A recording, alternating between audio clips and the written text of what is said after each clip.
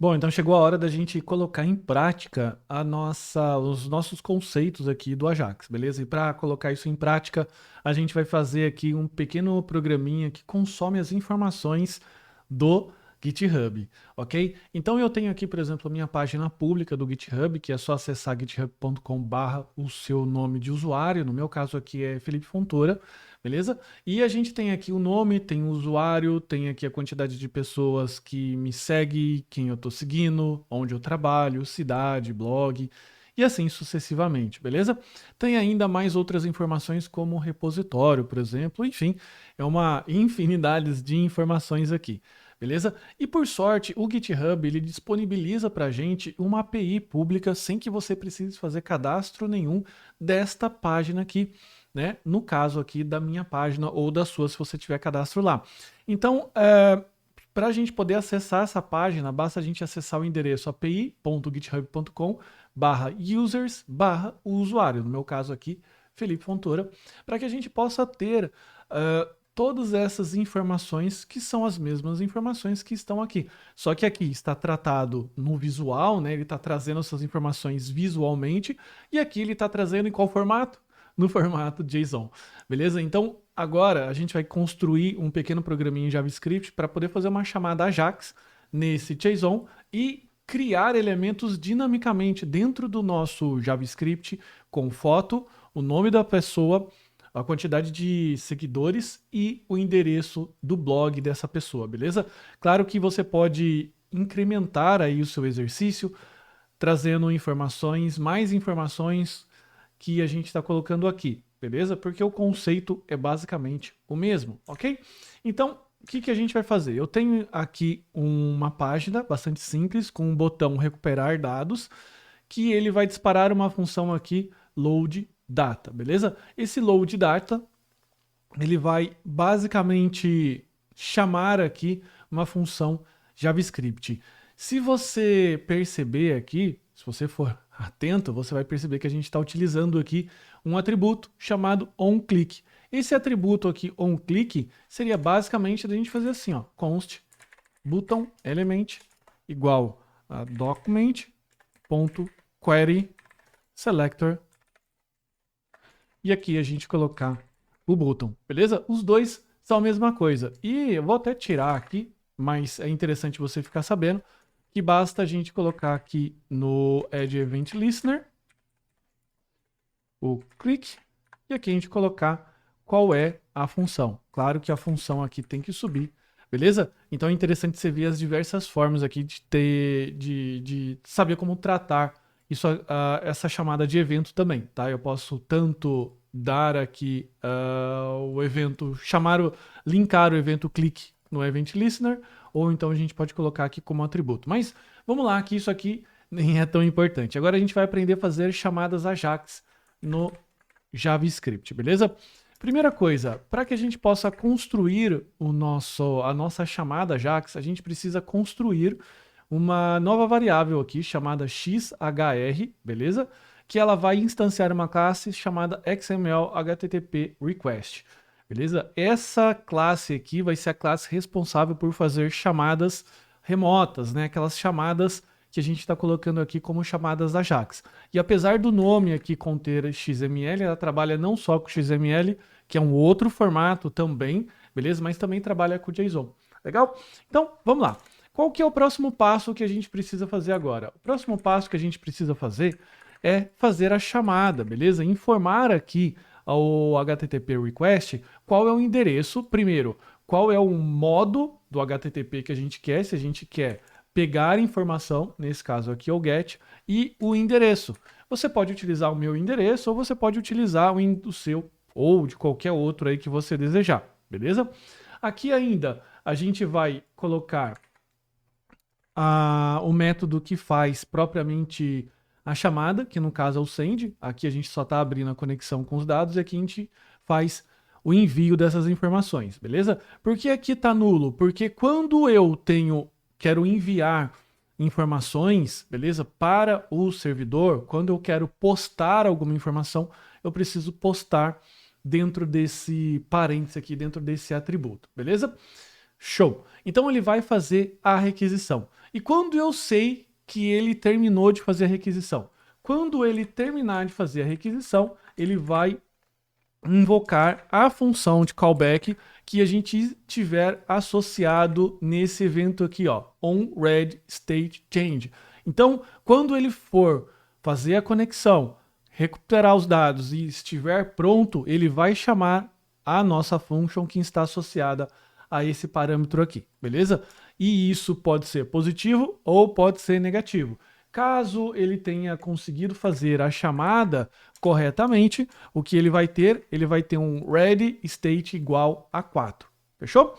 E é bem tranquilo, depois de você entender esses detalhes, os states aqui, a gente vai ter uma página de documentação que eu vou deixar isso aqui para você, beleza? Que, aliás, tá até na aula anterior para que você conheça todos os estados. Aqui a gente está fazendo um exercício focado, até para a gente não ficar muito no blá blá blá.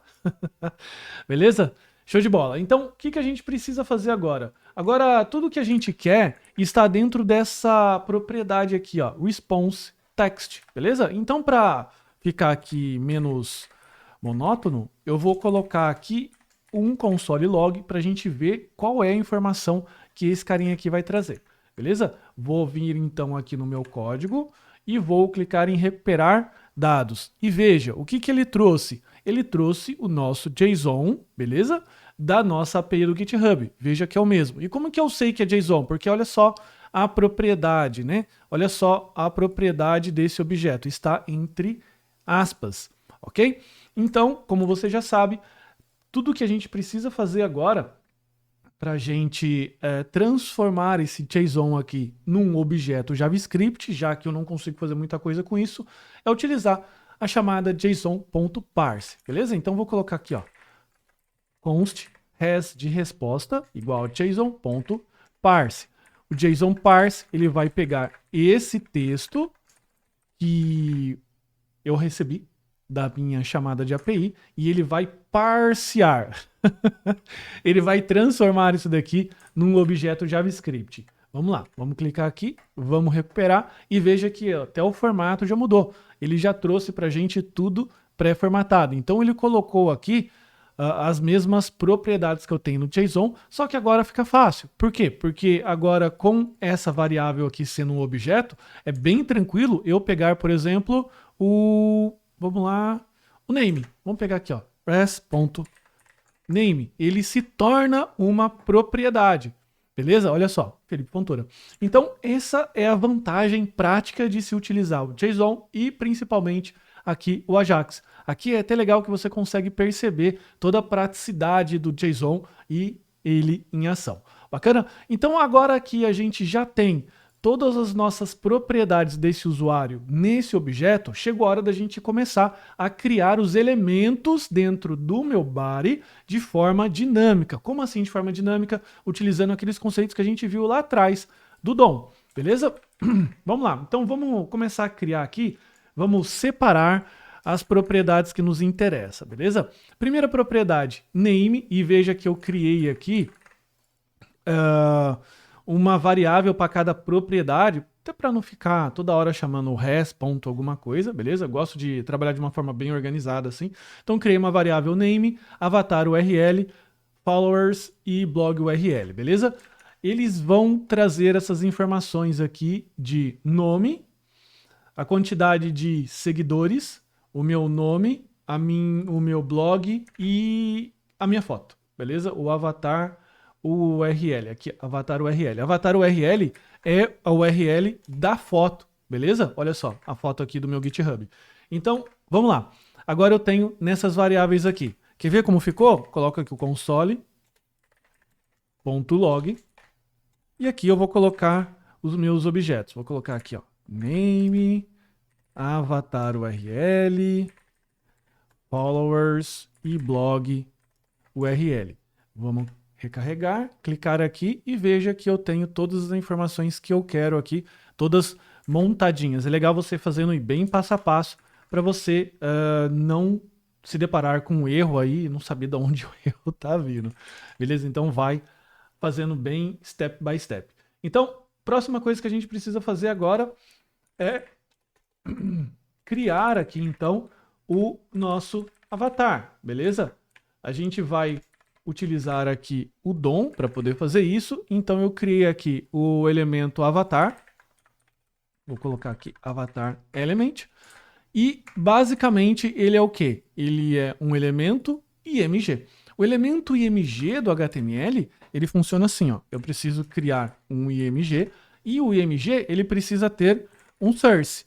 O que é o source? É o endereço da nossa imagem. No caso, aqui, eu vou acrescentar esse endereço de imagem. Então, no nosso HTML precisa ficar desse jeito aqui. Só que como a imagem ela vem de qualquer tamanho, eu quero forçar a largura dela, width, para 128, beleza? Então, tudo que eu estou fazendo com esse create element é isso, criando um elemento do tipo img, que significa imagem, dando um atributo source para ele, que vai ser o endereço da minha imagem, do avatar, e definindo a largura dele, beleza? Elemento criado, tanto que se você quiser colocar aqui, ó, console.log do nosso elemento, você vai perceber como ele vai sair, beleza? Olha só o nosso elemento aqui criado bonitinho. Agora, o que a gente precisa criar mais? Agora a gente precisa exibir o nome desse usuário, baseado no que ele cadastrou lá no nosso GitHub, beleza? Agora a gente vai colocar aqui um elemento, aqui eu vou colocar name element, e eu vou criar um elemento do tipo H1, o header1, beleza? Que é o tipo que significa semanticamente no HTML um título. Então a gente vai colocar aqui H1 e aqui eu quero escrever Felipe Fontoura, ok?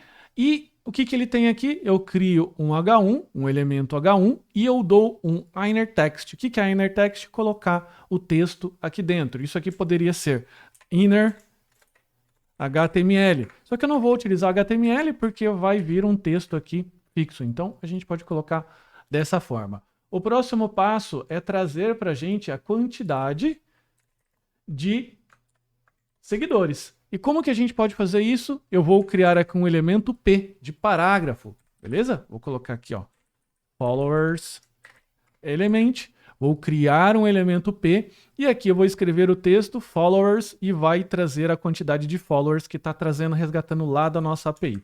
Isso aqui vai ficar assim, ó, P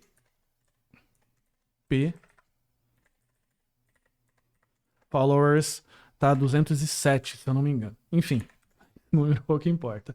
E agora o que a gente precisa criar? A gente precisa criar a URL que eu vou trazer do meu blog, beleza? Deixa eu só renomear aqui, blog element.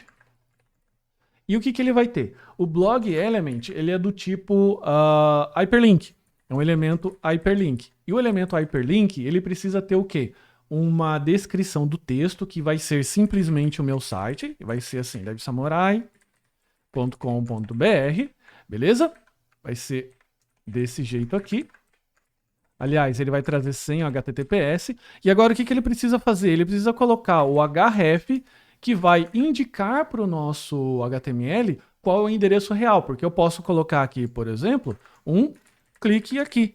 Ou seja, o clique aqui envia para esse site. Mas não é isso que eu quero. Eu quero exibir o site que manda para o site em questão, beleza?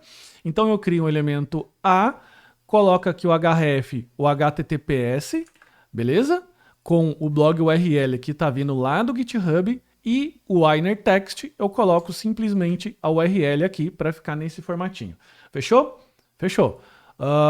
Bom, agora o que a gente precisa fazer na sequência? Lembre-se que o fato de eu criar os elementos não significa que ele está anexando aqui no meu document body. Beleza? Então, pode ver. Eu acabei de clicar aqui, eles não foram inseridos aqui. Por quê? Porque falta agora a gente colocar o seguinte, comando document.body.append child, ou seja, vou anexar um elemento aqui nele. E eu venho anexando todos os meus elementos que eu acabei de criar. Beleza? Quais são eles? O avatar,